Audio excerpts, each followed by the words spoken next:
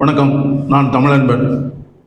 கடந்த செப்டம்பர் 27 அன்று தமிழ்நாட்டு வரலாற்றிலேயே இல்லாத ஒரு கருப்பு நாளாக அமைந்துவிட்டது. நடிகர் விஜய் அவர்கள் நாமக்கல் மற்றும் கரூர் ஆகிய நகரங்களில் தேர்தல் பரப்புரைக்காக சென்றபோது கரூர் நகரில் அவருடைய பேச்சு நடந்து முடிந்த சில நிமிடங்களில் ஒரு பெரும் நெரிசல் ஏற்பட்டு கற்பனைக்கும் எட்டாத வகையில் கிட்டத்தட்ட இதுவரை 41 உயிர்கள் பலியாகிவிட்டன. இன்னும் 70-80 பேருக்கு மேலாக மருத்துவமனையில் அனுமதிக்கப்பட்டிருக்கிறார்கள். இவ்வளவு ஒரு பெருந்துயரம் இதுவரை தமிழ்நாட்டு வரலாற்றில் நடந்ததே இல்லை. அது ஒரு அரசியல் கட்சி கூட்டத்தில் நடந்ததே இல்லை. இந்த நிகழ்வு இப்போது இப்படி இவ்வளவு கொடூரமாக நடந்து முடிந்திருப்பதற்கு யார் காரணம் என்பது இப்பொழுது பெரிய விவாதமாக தமிழ்நாட்டில் நடந்து கொண்டிருக்கிறது. இதற்கு யார் காரணம் என்பது சிறுபிள்ளையும் தெரிந்த விஷயம்தான். ஆனால் அரசியல் காரணங்களால் யார் காரணம் என்கிற பட்டிமன்றம் நடந்து கொண்டிருக்கிறது. சிறுபிள்ளைக்கு கூட தெரிந்த விஷயம் என்ன என்று கேட்கிறீர்களா? இதற்கு இந்த மோசமான கொடூரமான நிகழ்வுக்கு நடிகர் விஜய் அவர்களும் அவருடைய அரசியல் கட்சியினருக்கும் உள்ள அனுபவமின்மை மட்டுமே முழுமையான காரணமாக இருக்கிறது. அவர்கள் ஒரு அரசியல் கட்சியை அரசியல் கட்சி போல் நடத்தாமல், அவர் ஒரு திரைப்பட நடிகர் என்பதால் ஒவ்வொரு கூட்டத்தையும் ஒரு திரைப்படத்திற்கான விளம்பரம் போல், ஒரு திரைப்பட நிகழ்வை போல் செய்ய வேண்டும் என்று திட்டமிட்டே செய்து கொண்டிருக்கிறார்கள். அதன் விளைவுதான் ஒவ்வொரு கூட்டத்திலும், அவர் கலந்து கொள்கிற ஒவ்வொரு கூட்டத்திலும் பல அசம்பாவிதங்கள் நடந்து கொண்டே இருக்கின்றன. இது திரையுலகில் திட்டமிட்டு தங்களுடைய இமேஜை, தங்களுடைய மதிப்பை கூட்டிக் கொள்வதற்காக திட்டமிட்டு ஒரு கூட்டத்தை கூட்டி அந்த வேலையை செய்து நடிகர்கள் தங்களை நிலைநிறுத்திக் கொள்வார்கள். அதே பாணியைத்தான் அரசியலிலும் விஜய் அவர்கள் கடைபிடிக்கிறார்கள்.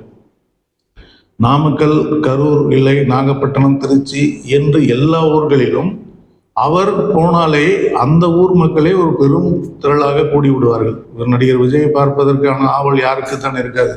அதிமுகவின் முன்னாள் அமைச்சர் ராஜேந்திர பாலாஜி எங்கள் ஊருக்கு வந்தால் நான் கூட போய் பார்ப்பேன் என்று சொல்கிறார். அதுபோல் ஒரு நடிகரை பார்ப்பதற்கு அந்தந்த ஊரிலேயே பெரும் கூட்டம் கூடிவிடும் என்பது இயல்பான ஒன்று. ஆனால் அதுவும் போதாதென்று இவர்கள் திட்டமிட்டு தங்களுடன் ஒரு 1000 பேர் அல்லது 2000 பேரை வலுக்கட்டாயமாக அழைத்து வருகிறார்கள். ஒரு ஊருக்கு போகிறார் என்றால், இப்பொழுது கரூர் என்றால், கரூரில் மரணமடைந்தவர்களை எல்லாம் பார்த்தால் ஈரோடு, திண்டுக்கல், திருப்பூர் என பல மாவட்டங்களிலிருந்து வந்து மரணம் அடைந்திருக்கிறார்கள். இவர்கள் எல்லாம் எப்படி அங்கு வந்தார்கள்? விஜய் பார்ப்பதற்காக ஒருத்தர் 200 கிலோமீட்டர் பேருந்து ஏறி வரப்போகிறாரா என்ன? அதெல்லாம் இல்லை. இவர்கள் வலுக்கட்டாயமாக ஒரு கூட்டத்தை கூட்டி வந்து ஒவ்வொரு அந்த கூட்டத்தினர் தான் விஜய் மீது அந்த கட்சி வண்ணத்த துண்டுகளை வீசி எறிவது, தலைவா வாழ்க என்று கத்துவது, முதலமைச்சர் வாழ்க என்று கத்துவது, இப்படி ஒரு செயற்கையான ஒரு கட்டமைப்பை உருவாக்குகிறார்கள். அது மக்கள் சொல்வதாக, மக்கள் அந்த கருத்தை எழுப்புவதாக சொல்வதாக இவர்கள் ஒரு பிம்பத்தை எழுப்புகிறார்கள். அதற்காக திட்டமிட்டு ஒரு கூட்டத்தை கூட்டி வந்து அவர்களுக்கெல்லாம் நீங்கள் இப்படி செய்ய வேண்டும், இந்த இடத்துல இப்படி செய்ய வேண்டும், அந்த இடத்துல இப்படி செய்ய வேண்டும் என்று பயிற்சி கொடுத்தே செய்வதாக அந்த கட்சியினரே சொல்கிறார்கள். அப்படி நடக்க போய் தான் இங்கும் அந்த கூட்டத்தில் இவ்வளவு பெரிய நெரிசல் ஏற்பட்டு விட்டது. இங்கே இன்னும் சொல்ல போனால் மாலை 7 மணி அளவில் அவர் வந்திருக்கிறார். அவர் வரும்போதே பெரிய கூட்டமாக இருக்கிறது. கொஞ்சம் முன்கூட்டியே நீங்கள் சொன்ன இடத்திலிருந்து சில அடிகள் தூரம் முன்கூட்டியே நீங்கள் பேச்சை நடத்துங்கள், பேச்சை தொடங்குங்கள் என்று காவல்துறை அறிவுறுத்தியும் கூட இவர்கள் ஏற்கனவே எல்லாமே ரிஹர்சல் பண்ணி ஒரு நாடகம் மாதிரி தான் நடத்துகிறாங்க. அந்த இடத்துல தான் நடத்தணும்னு சொல்லி அந்த இடத்துக்கு பேருந்து கொண்டு வந்திருக்கிறாங்க. அவர் விஜய் இருந்த பேருந்து. அதனால அந்த கூட்ட நெரிசல் அந்த இடத்துல ரொம்ப கடுமையாக மாறி நிறைய குழப்பங்கள், அதாவது பல பேர் மயங்கி விழுந்ததால் அங்குள்ள காவல்துறையினர் மயங்கி விழுகிறார்கள் என்று அவசர ஊர்திக்கு தகவல் கொடுக்க அவசர ஊர்திகள் உள்ளே வர விஜயே மேடையில் மேலே இருந்து சொல்கிறார், என்ன ஆம்புலன்ஸில் நம்ம கொடி பறக்குது அப்படின்றார். அப்போ இது வழக்கத்துக்கு மாறாக இருக்கிறது என்பதை உணர்ந்து அதற்கேற்ப அந்த இடத்தில் ஒரு சுதாரணமாக செயல்பட்டிருந்தால் இவ்வளவு பெரிய துயரத்தை தடுத்திருக்க முடியும். அவர்களுக்கு அந்த அளவுக்கு இப்படி நடந்துவிடும் என்று நினைக்கவில்லையா? அல்லது நடந்தால் அதனால் என்ன என்ற கவலை என்ன வேணாலும் நடக்கட்டும், பார்த்து கொள்ளலாம், அதற்கு நாம் இன்னொருவர் மேல், அதுவும் ஆளுங்கட்சி மேல் பழி போட்டு விடலாம் என்று செய்தார்களா தெரியவில்லை. ஆனால் அநியாயமாக ஒரு 41 உயிர்கள் பலியாகிவிட்டன. அந்த இடத்தில் அவர் பேசிக்கொண்டிருக்கும் போதே சிலர் மயங்கி விழுவதும், அவர்களுக்கு தண்ணீர் தேவை என்பதும், தண்ணீர் பாட்டலை மேலே இருந்து தூக்கி எறிகிறார்கள். நூற்றுக்கணக்கான பேர் கூடியிருக்கிற இடத்தில் ஒரு பாட்டில் 2 பாட்டிலை வீசினால் அவர்கள் அதற்கு போட்டியிட்டு ஒருத்தரை அடித்துக் கொண்டு அதை பிடிக்கிற ஒரு அவல நிலையை நாம் காணொளிகள் மூலம் காண முடிந்தது. இவ்வளவு ஒரு இம்மெச்சூரிட்டின்னு சொல்லுவாங்களே, அனுபவமே இல்லாமல் ஒரு கூட்டத்தை எப்படி கையாள்வது என்று தெரியாமல், அந்த கூட்டத்தை எப்படி கட்டுப்படுத்துவது என்று தெரியாமல் மிக மோசமான ஒரு செயலை செய்து இவ்வளவு ஒரு வழிகளை, இவ்வளவு உயிர் பலிகளை ஏற்படுத்தி விட்டார் விஜய் அவர்கள். அந்த இறந்தவர்களுடைய குடும்பங்களை சேர்ந்தவர்கள் பேசுவதெல்லாம் கேட்கும்போது நம் கண்களில் கண்ணீருக்கு பதிலாக ரத்தம் தான் வருகிறது. அவ்வளவு பரிதாபமாக இருக்கிறது. ஒரு குடும்பத்தை காப்பாற்றுகிறவர்கள் பச்சிளம் குழந்தைகள் என்று கற்பனைக்கும் எட்டாத ஒரு துயரம் நடந்து முடிந்து விட்டது. இப்பொழுது இந்த துயரம் நடந்து முடிந்து விட்டது. அடுத்தது என்ன என்று யோசித்து அதையும் நேர்மறையாக அணுக தெரியாமல் தப்பாக ஒரு முடிவெடுத்து அவர் பம்பில் மாட்டிக்கொண்டிருக்கிறார் விஜய் என்றுதான் இன்று அரசியல் தளத்தில் பேசப்படுகிறது. அப்படி என்ன செய்து விட்டார்?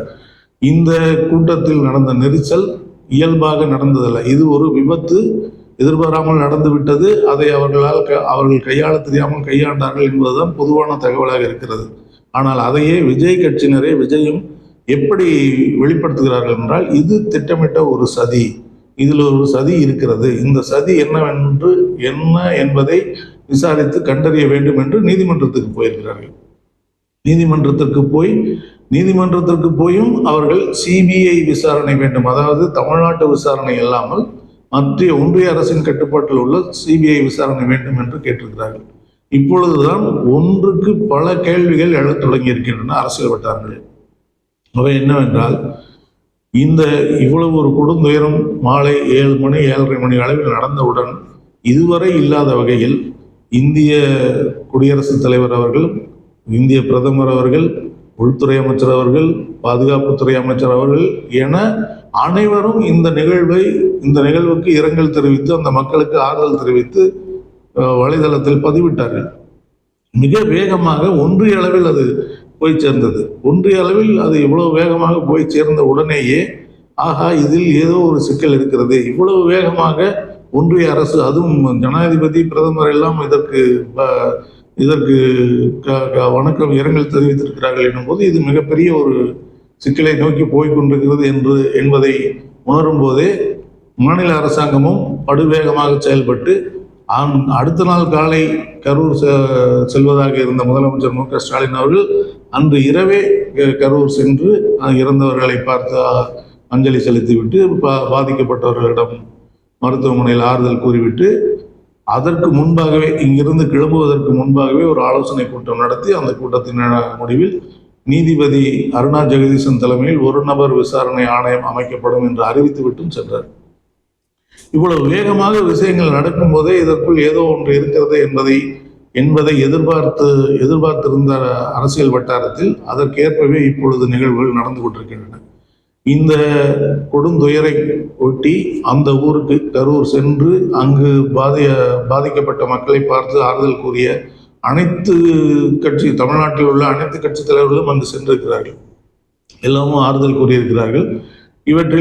இவர்கள் சென்றவர்களில் எடப்பாடி பழனிசாமி அவர்கள் ஒரு பட்டுப்படாமல் மாநில அரசு எப்படி ஆம்புலன்ஸ் அதுக்குள் வந்தது அவர் சொல்கிறாரே, அதை பற்றியெல்லாம் விசாரிக்க வேண்டும் என்று அந்த பக்கமும், இந்த பக்கம் விஜய் அவர்கள் அனுபவத்தோடு நடந்து கொள்ள வேண்டும் அல்லது அனுபவசாலிகளை கேட்டு தெரிந்து கொள்ள வேண்டும், அவருடைய அனுபவமின்மை ஒரு காரணம் என்று ஒரு 20 விழுக்காடு மாநில அரசை குற்றம் சொல்லியிருந்தால் 80 விழுக்காடு விஜய்க்கு அறிவுரையும் சொல்லி முடித்தார்.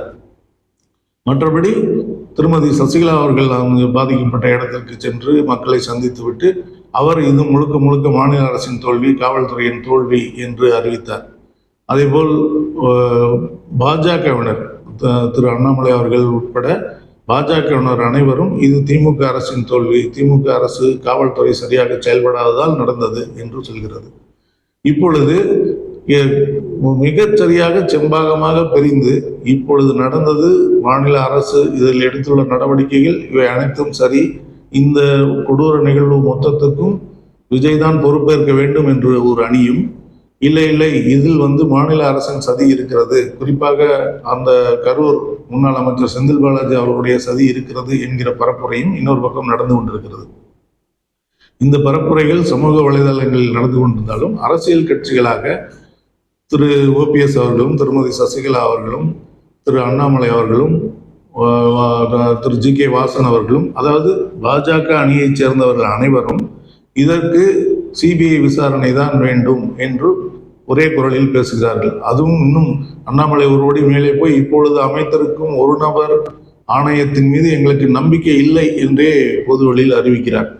அதாவது முதலமைச்சர் எப்படி இந்த நீதிபதியை தேர்ந்தெடுத்தார், இந்த நீதிபதியின் மேல் எங்களுக்கு நம்பிக்கை இல்லை என்று அவர் சொல்கிறார். இதுவே சிபிஐ என்றால் அதன் மீது அவருக்கு நம்பிக்கை இருக்கிறது. அது அவருடைய அரசியல், அவர் ஒன்றிய கட்சியைச் சேர்ந்தவர், அவர் அப்படித்தான் பேசியாக வேண்டும். இப்பொழுது இவ்வளவு தெளிவாக செம்பாதியாக, அதாவது திமுக அதிமுக வழக்கம் போல் ஒரு திமுக அதிமுக அணி எதிரெதிர் அணிகளாக நின்று இந்த பக்கம் இருப்பவர்கள் ஒன்று, அந்த பக்கம் இருப்பவர்கள் ஒன்று கருத்து சொல்லிக் கொண்டிருக்கிறார்கள். அதேபோல் அதற்கு வலு சேர்க்கும் விதமாக திரு விஜய் அவர்களும் இந்த நிகழ்வு நம்மால் நடந்து விட்டது, இதுபோல் நடக்காமல் பார்த்து கொள்கிறோம் என்கிற புரிதலோடு அடுத்த கட்டத்துக்கு நகராமல் இதில் சதி இருக்கிறது என்று ஒரு குற்றச்சாட்டை சுமத்தி நீதிமன்றத்துக்கு சென்றிருப்பது இது மேலும் அவருடைய அரசியலை சிக்கலாக்குகிற ஒரு விஷயமாக இருக்கிறது. இப்பொழுது வெளிப்படையாக இந்த நிகழ்வில் வெளிப்படையாகவே சிலர் ஒன்றிய அரசை நாடி வந்தால் விஜய் பாதுகாக்கப்படுவார் என்றெல்லாம் பேச தொடங்கி இருக்கிறார்கள். அவர்கள் பேசுகிறவர்கள் எல்லாம் ஏனோதானோ என்று இருக்கிறவர்கள் அல்ல, அவர்கள் ஒரு ஒன்றிய அரசு அல்லது குறிப்பாக RSS பின்புலத்தில் உள்ளவர்கள் தான் அந்த குரல்களை எழுப்பி வருகிறார்கள். இன்னும் சொல்ல போனால் இந்த விஷயத்தில் பிரதமர் உட்பட உள்துறை அமைச்சர் உட்பட உடனடியாக எதிர்வினை ஆற்றியது ஒரு பெரிய ஐயத்தை ஏற்படுத்தியது என்றால், அதற்கு முன்பாக அவர்களுடைய குரலாக தமிழ்நாட்டில் வெளிவந்து கொண்டிருக்கிற தினமலர் ஏட்டில் விஜயின் கரூர் பயணத்தின் போது ஒரு சம்பவத்தை நடத்த அல்லது ஒரு டெக் டைவர்சன் திட்டம் என்று ஒரு தலைப்பை இட்டு அவருக்கு இதில் குழப்பம் விளைவிக்க திமுக முயற்சி செய்கிறது என்கிற ஒரு செய்தியை வெளியிட்டிருக்கிறது. தினமலரில் ஒரு செய்தி வருகிறது என்றால் அது நிச்சயமாக அதுவும் குறிப்பாக ஒன்றியத்தை ஆளும் பிஜேபி அல்லது பார்ப்பனர்களின் குரல் என்பது எல்லோரும் அறிந்த விஷயம். அவர்கள் இப்பொழுது இந்த நிகழ்வு நடந்த பிறகுதான் யோசிக்க தோன்றுகிறது. தினமலரில் வந்த செய்தி 2 நாட்களுக்கு முன்பே தினமலரில் அப்படி ஒரு செய்தி வந்தது, அதே போல் ஒரு நிகழ்வு நடந்திருப்பதால் இதை அவர்கள் திட்டமிட்டு செய்து விட்டார்களோ என்கிற ஒரு ஐயமும் அதற்குரிய கவனிப்புகளும் அது குறித்து அந்த பார்வையில் அதை அணுகும் சில நபர்களின் செயல்பாடுகளும் நடந்து கொண்டிருக்கின்றன. அதில் சில அதிர்ச்சிகரமான தகவல்கள் வெளியே வராமலும் போகலாம். அது ஒரு பக்கம் இருக்கிறது. ஆனால் பொது வழியில் இந்த விஷயத்தை வைத்துக்கொண்டு இந்த விஷயத்தில் விஜய் கட்சியினுடைய அவர்களுடைய அனுபவமின்மை காரணமாக நடந்துவிட்ட இந்த கொடுந்துயரை வைத்துக்கொண்டு விஜயை தங்களுக்கான முழுமையான ஆளாக மாற்றிக்கொள்ள வேண்டும் என்கிற முனைப்பில் பாஜக அரசு ஈடுபட்டிருக்கிறதோ என்கிற ஐயப்பாட்டை நடக்கிற நிகழ்வுகள் ஏற்படுத்தி கொண்டிருக்கின்றன. ஏனெனில் மாநில அரசு மிக வேகமாக செயல்பட்டு ஒரு விசாரணை ஆணையம் அமைத்திருக்கிறது, விசாரணை அதிகாரியை நியமித்து விசாரணை நடந்து கொண்டிருக்கிறது. எல்லா வேலைகளும் சட்டப்படி என்னென்ன நடக்க வேண்டுமோ அத்தனையும் செய்து கொண்டிருக்கிறது. அப்படி செய்யும் பட்சத்தில் விசாரணை ஆணையம் நீதிபதி அவர்கள் ஒரு விசாரணையில் ஈடுபடுகிறார் என்றால் அவர்கள் அனைத்தும் சமூக வலைதளங்களில் வருகின்ற ஒன்றை கணக்கில் எடுத்துக்கொள்ள மாட்டார்கள். அவர்கள் சட்டப்படி என்ன நடக்கிறது என்பதைத்தான் கணக்கில் எடுத்துக்கொள்வார்கள். அப்படி கணக்கில் எடுத்துக்கொள்ள பார்த்தால் விஜயின் பக்கம் அவ்வளவு குற்றங்கள் இருக்கின்றன. சட்டப்படி பார்த்தால் ரொம்ப மிக மிக மிகாமையான குற்றம் என்று சொன்னால், அவர்கள் கரூரில் பரப்புரை செய்வதற்காக கேட்டிருந்த நேரம் மதியம் 3 மணியிலிருந்து இரவு 10 மணி வரை என்றுதான் எழுதி கொடுத்திருக்கிறார்கள். 3 மணியிலிருந்து 10 மணி வரை என்று எழுதி கொடுத்துவிட்டு அவர்களுடைய அதிகாரப்பூர்வ அறிவிப்பில் விளம்பரங்களில் எல்லாவற்றிலும் 12 மணிக்கு கரூர் வருகிறார் என்று அறிவித்திருக்கிறார்கள். அதுவே ஒரு பெரிய குற்றம். அதாவது 3 மணியிலிருந்து அனுமதி கேட்டுவிட்டு 12 மணிக்கே அவர் வருகிறார் என்று அறிவித்து அதற்கு முன்பாகவே மக்கள் அங்கு திரள தொடங்கியது ஒரு பெரிய இதற்கு ஒரு பெரிய இந்த துயரத்துக்கு பெரிய காரணமாக இருந்திருக்கிறது. அதன்படி குற்றம். அதேபோல் இதற்கு முன்பும் நாங்கள் கேட்ட இடங்களில் பரப்புரை செய்ய மாநில அரசு அனுமதிப்பது இல்லை என்ற குற்றம் சொல்லி நீதிமன்றத்திற்கு சென்றார்கள். அப்பொழுது நீதிமன்றம் பல நிபந்தனைகளை விஜய் கட்சிக்கு விதித்தது. அந்த நிபந்தனைகள் அனைத்தும் காற்றில் பறக்க விடப்பட்டுள்ளன. அவருடைய நிகழ்ச்சிகள் அனைத்தும், அதாவது நீதிமன்ற நிபந்தனைகளுக்கு பிறகு நடக்கிற நிகழ்ச்சிகள் அனைத்திலும் கூட நீதிமன்றம் சொன்ன எதையுமே விஜய் கட்சியினரும் கடைபிடிக்கவில்லை. ஒரு சாலை பயணம் செய்யக்கூடாது என்றால் சாலையில் தான் ஒரு அரை மணி நேரத்தில் வருகிற இடத்தை 2 மணி நேரம் 3 மணி நேரம் ஒரு வண்டி கடந்து செல்கிறது. அதற்கேற்ப முன்பும் பின்பும் ஆட்கள் அவருடைய இருசக்கர வாகனங்களில் தொடர்ந்து வந்து படம் எடுப்பது, நிறைய ஒரு நாடகத்தை நடத்தி கொண்டே இருக்கிறார்கள், தொடர்ந்து நடத்தி கொண்டே இருக்கிறார்கள். இந்த நாடகத்தால் தான் அதனுடைய கொடும் விளைவாகத்தான் இந்த மரணங்கள் நடந்து முடிந்திருக்கின்றன. ஒரு அக்கறையோடு ஒரு பொறுப்போடு, கொஞ்சமாவது ஒரு பொறுப்போடு அக்கறையோடு நடந்திருந்தால், விஜய் அவர்கள் நடந்திருந்தால், ஒரு அரசியல் கட்சி நடத்துகிறோம் என்கிற புரிதலோடு நடந்திருந்தால் இவ்வளவு துயரம் நடந்திருக்காது. விஜய்க்கு கூட்டம், அவருக்கு என்ன பயம் என்றால், ஏற்கனவே நடிகர் கமல்ஹாசன் அவர்கள் வந்து கோயம்புத்தூர் போன்ற இடங்களில் ஒரு பரப்புரை செய்த போது 100 பேர் கூட இல்லை என்கிற காணொலிகள் எல்லாம் வந்து அவருக்கு ஒரு அவமரியாதை ஏற்படுத்தியதாக இவர்கள் கருதுகிறார்கள். அதனால் நாம் போகிற இடங்களிலும் கூட்டம் இல்லாமல் போய்விட்டால் என்ன செய்வது என்கிற பயத்தில் இவர்கள் கூட்டத்தை சேர்த்து, ஏற்கனவே கூட்டம் வருகிறது, அதைக்கு தாண்டி இவர்களும் கூட்டத்தை சேர்த்து இவர்கள் ஒரு முன்னுதாரணமாக, ஒருவர் கைதட்டினால் எல்லோரும் கைதட்டுவார்கள் என்கிற ஒரு நடைமுறைப்படி, ஒருவர் துண்டை வீசினால் எல்லோரும் வீசுவார்கள், ஒருவர் முழக்கமிட்டால் எல்லோரும் முழக்கமிடுவார்கள் என்கிற நடைமுறையை தொடர்ந்து ஒவ்வொரு கூட்டத்திலும் செயல்படுத்தி கொண்டே வந்ததால் தான் அதனுடைய கொடிய விளைவாக இது நடந்து முடிந்திருக்கிறது. இதேபோல் ஒவ்வொரு கூட்டத்திலும் அவர் தன்னை ஒரு அரசியல் தலைவராகவே நினைத்து கொள்ளாமல் இன்னமும் ஒரு பெரிய கதாநாயகனாக, தான் நினைத்தால் எல்லாம் நடந்துவிடும், ஒரு கதாநாயகனுக்கு நிறைய இடையூறுகள் வரும், அதை தாண்டி அவர் திரைப்படங்களில் வெற்றி பெறுவார் என்பது போலவே அவருடைய பரப்புரையும் அமைந்திருக்கிறது, அவருடைய பேச்சுகளும் அமைந்திருக்கின்றன. இப்படி தொடர்ந்து ஒரு திரைப்பட நிகழ்வை போலவே தன்னுடைய கட்சி நிகழ்ச்சியை நடத்த போய்தான் இந்த கொடுமை நடந்துவிட்டது. இதிலிருந்தும் அவர் பாடம் கற்காமல் சிபிஐ விசாரணை வேண்டும் என்று போனதும், ஒன்றிய அரசில் உள்ளவர்கள் உடனே எதிர்வினையாற்றியதும், பாஜகவின் தீவிர ஆதரவாளர்களாக இருக்கக்கூடியவர்கள் மாநில அரசின் ஒரு நபர் விசாரணை ஆணையத்தை மதிக்காமல் சிபிஐ விசாரணை வேண்டும் என்று கேட்பதும், விஜயை தங்கள் வலையில் விழ வைக்கத்தான் என்பதுதான் இன்றைய ஒரு பெரிய பேசுபொருளாக இருக்கிறது. ஏற்கனவே விஜயை பாஜக தான் இயக்குகிறது, விஜய் அரசியலுக்கு வந்ததே பாஜகவின் பின்புலத்தில் தான், பாஜக சொல்லித்தான் அவர் இந்த வேலையிலே ஈடுபடுகிறார் என்றொரு குற்றச்சாட்டும் இருக்கிறது. இப்பொழுதும் இதை காரணம் காட்டி பாஜகவை கொள்கை எதிரி என்று அறிவித்துவிட்டு திடீரென ஒரு பாஜகவோடு போய் சேர்ந்தால், பாஜக கூட்டணியில் போய் சேர்ந்தால் மக்கள் ஏற்றுக்கொள்ள மாட்டார்கள் என்பதற்காக இப்படி ஒரு பெரிய அசம்பாவிதத்தை பாஜகவும் விஜயும் திட்டமிட்டு செய்துவிட்டு இவர்கள் நாளை இருவரும் கைகோர்த்து நிற்கப் போகிறார்களோ என்கிற ஐயமும் மக்கள் மனதில் எழுந்திருக்கிறது. எப்படி இருப்பினும் விஜய் என்பவர் இப்பொழுது அரசியலுக்கு வர தேவை, அரசியலில் ஒரு தேவையும் இல்லை, அவருக்கு தான் தேவை இருக்கிறது. அவருக்கும் பணம் தேவையில்லை, பொருள் தேவையில்லை, புகழ் தேவையில்லை, எதுவும் எல்லாமே ஏராளமாக கொட்டி கிடக்கிறது. ஆனால் ஏதோ ஒரு இடத்தில் யாரிடமோ அவர் மாட்டிக்கொண்டிருக்கிறார், அவர்கள் சொல்கிறபடி அவர் ஆடிக்கொண்டிருக்கிறார் என்பதுதான் எல்லோரும் சொல்கிற ஊரறிந்த ரகசியமாக இருக்கிறது. இப்பொழுதும் அதன் தொடர்ச்சியாக இவர்கள் எந்த எல்லைக்கும் செல்ல தயங்க மாட்டார்கள் என்பது இந்த நிகழ்வு வெளிப்படுத்தி இருக்கிறது. இந்த நிகழ்வின் மூலம் பாஜகவின் பின்னணியில்தான் விஜய் செயல்பட்டு கொண்டிருக்கிறார் என்கிற கருத்துக்கும் வலுச்சேர்ந்திருக்கிறது. இப்பொழுது பாஜகவின் குரலாக ஒழிப்பது போலவே விஜயும் சிபிஐ விசாரணை தான் வேண்டும் என்று கேட்டிருப்பது ஒரு கூடுதல் வலுவாக, கூடுதல் சான்றாக இருக்கிறது. இப்படி தொடர்ந்து தன்னை ஒவ்வொரு கூட்டத்திலும் விஜய் ஒவ்வொரு கூட்டத்தில் பேசும்போதும் அவருடைய மதிப்பு இறங்கிக் கொண்டே வந்தது என்று சொல்வார்கள் அரசியல் நோக்கர்கள். அதுபோலத்தான் இதில் ஒட்டுமொத்தமாக பூனைக்குட்டி வெளியே வந்துவிட்டது என்பது போல் அவர் பாஜக உடைய பின்னணியில் உள்ளவர் அல்லது பாஜகவுக்கு துணையாக நின்றாக வேண்டிய கட்டாயத்தில் இருப்பவர் என்கிற நிகழ்வு இப்பொழுது போய்கொண்டிருக்கிறது.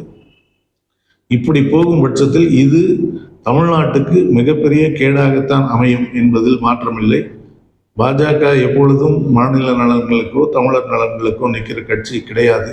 அந்த கட்சி ஒரு விஷயத்தை திட்டமிட்டு செயல்படுத்த தொடங்கினால் அது தமிழ்நாட்டுக்கு எதிராகத்தான் போய் முடியும். அந்த இதில் விஜயும் மாட்டிக்கொண்டார் என்றால் அது விஜய்க்கும் கேடு, தமிழ்நாட்டுக்கும் கேடு. இதை அவர்கள் புரிந்து நடந்து கொள்வார்கள் என்று நம்புகிறேன், வேண்டுகிறேன். நன்றி, வணக்கம்.